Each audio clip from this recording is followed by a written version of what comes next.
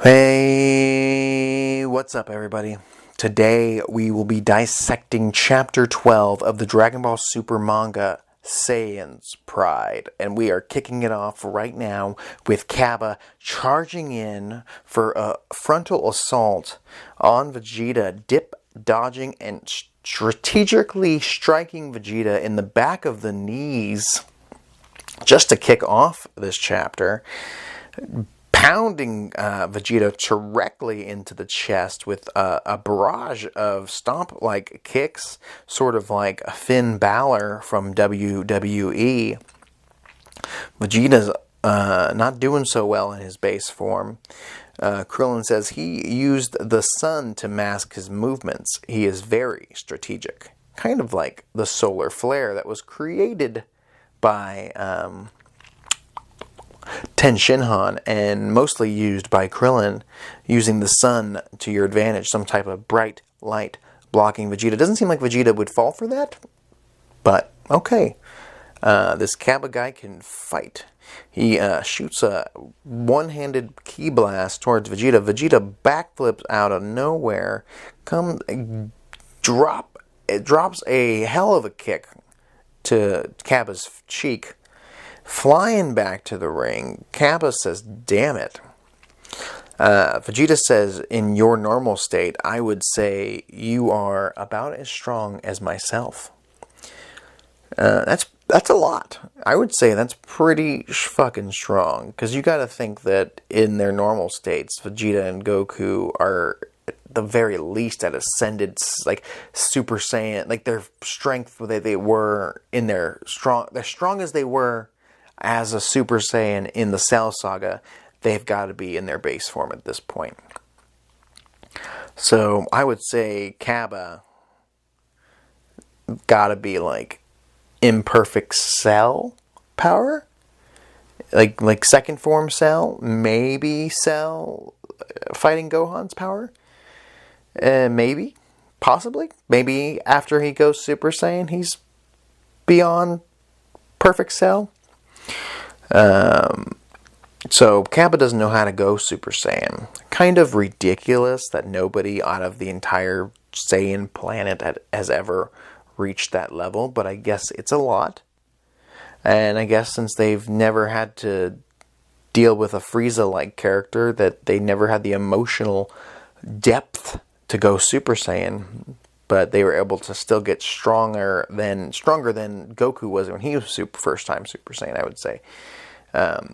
Can you please show me how to do it? He's asking Vegeta to show him. Vegeta goes Super Saiyan, punches him in the gut as hard as he can. Bulma says, "Hey Vegeta, you don't have to be so cruel." Vegeta says, "You never thought there would be someone as strong as me, did you?" So Vegeta's Super Saiyan level is well beyond Kaba, since Kaba can't do shiznit. There's Videl, by the way, and blocking Pan's view. Nice to see Pan and Videl. Videl could have fought in this tournament if they decided to let her still be a fighter. She's more into fighting than Gohan, but she's just a mom now. It's sad. Vegeta picks up Kaba. "Bastard, you are a proud Saiyan. Give up here and I will kill you." Yamcha says, "Is he turning evil again?" I mean, it's nice to see Yamcha, but I don't think they would ever. I guess maybe they would think that Vegeta would turn. I don't know. It's a stupid line. Obviously, he's not turning evil again. There's no place in the universe for a prideless Saiyan. Vegeta's pulling out the pride word, the P word. "Once I finish you off, I will destroy planet Sadala along with the rest of your Saiyans." And now Kaba's gonna say, "What the fuck? You don't mess with Sadala or threaten my people. Go Super Saiyan." So you're telling me that Kaba's never had that much of a fight before? No one to push him to this limit where he can go Super Saiyan.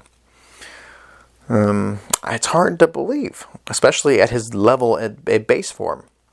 If you destroy Sadala, I will never forgive you. That's right, just like that, huh? So Vegeta was playing around. He was playing around to get Kappa stronger.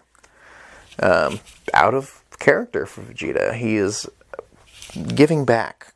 He's pulling somebody up. He is officially a babyface. The key to the Saiyan's power is rage. So, did you do this for my sake? He says.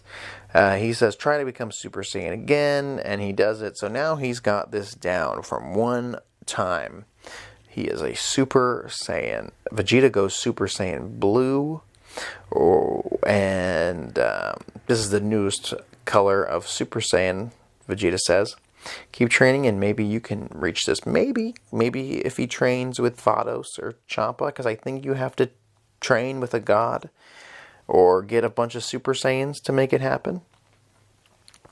Knocks Kappa in the gut with one blow, knocking him out. I would say I liked the opportunity, the thing in the Dragon Ball Super anime where he knocks him out but says, never forget this pain.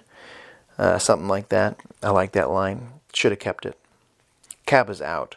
Not much of a challenge. There really hasn't been much of a challenge in this tournament, actually, other than Frost's cheating ways. Every fight has either been a joke match, a gimmicky match, or pretty much a one-shot victory, except for Piccolo just being jobbed out. There's Trunks again. Trunks is getting more screen time than Goten. Don't you ever forget the pride of a Saiyan, Vegeta says. The next challenger from Universe 6 is Hit. Hit is the only worthy opponent to Universe 7, and I would have to say he's one of my favorite characters that has debuted in Dragon Ball Super thus far. Probably my number one. He's pretty badass, stoic-like, Piccolo-like character, Ten Shinhan-like character. Would have been cool to see Piccolo and him fight, even if it was just for a minute or two. Piccolo could have been the one to test out his, keep up with him for a minute. But then when Hit pulls out the time skip, he's done. Would have been cool. Hit, the living legend of the underworld. I'm surprised he joined the tournament. I told him we'd give him the Cube spaceship as payment for entertaining. That's a damn good gift, because you can use the Cube spaceship to travel from universe to universe, and it's pretty hard to do. Champa says we can't give him that, even, but she's gonna let him have it, because he's going to let him have it because he needs him to win this tournament. Even though they stand no chance, they still have Vegeta and Goku on deck. And Piccolo could fight too if they wanted, because he was cheated. Universe 6 is pretty weak. I mean, if these are their top dudes, and only Hit's the one that can hold up his own with Vegeta and Goku, that's ridiculous. They should have given us one more strong character that could cause some motherfucking damage. Hit shows up face to face with Vegeta. Goku knows that he is no joke. There we go. Hit and Vegeta goes full on Super Saiyan Blue from the start. And there's Oolong. Says, what's going on? They're not moving. Vegeta flies in with a punch to the face. Fucking Hit time skips or some shit and stops it. Vegeta tries again, gets kicked directly in the almost groin, pubic bone area at least. Not a fun place to get struck, believe me. Piccolo and Goku could not see this at all. This is bad. Universe 7's finest couldn't even see it. Getting punched left and right from Hit in this panel here. Vegeta can't even land a strike. Jocko said there's no doubt he's moving really fast. Oh, come on. Even I know that. What do you mean? He vanishes in the middle of his movements and he absolutely disappears. Maybe it's a teleportation like the instant transmission. Vegeta's done by the way. That was quick. What a waste of Vegeta. He barely got shit in this fight.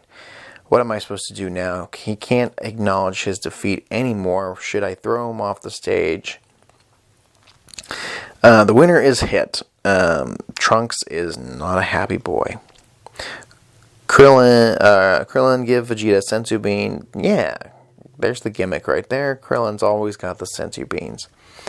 The king of the universe, or whatever, Universe 7, says, could it be time skipping?